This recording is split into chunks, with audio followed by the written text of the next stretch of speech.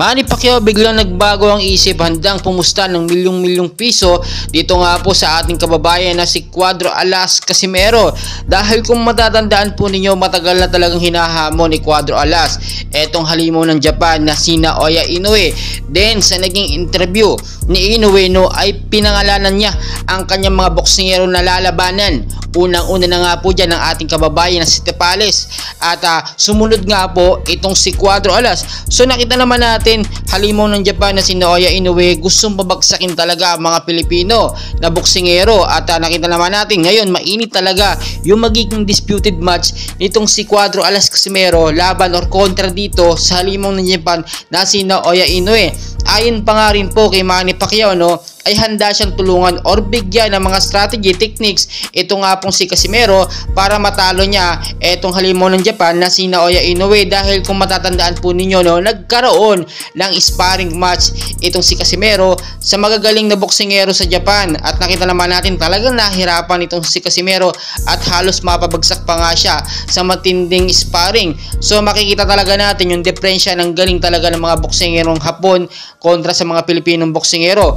Pero hindi ibig sabihin nito ay dehado na ang ating angas ng Pinas na si Cuadro Alas. So ngayon pa lang dapat talaga magkaroon ng matinding training itong si Cuadro Alas para masabayan niya nga po itong si Naoya Inoue sa kanilang disputed match at syempre alam naman natin mauuna yung kay Tepales at pwedeng magbago yan. Pwedeng mauna itong si Cuadro Alas at pumangalawa naman itong si Tepales. Depende kasi yan sa magiging offer or sa demand ng mga fans. Pero ang hiling ngayon at demand ng mga Filipino boxer sa Pilipinas ay si Cuadro Alas muna ulang labanan nitong si Inoue dahil talagang gigil na matagal na kasing gustong makalaban ni Cuadro Alas itong si Naoya Inoue.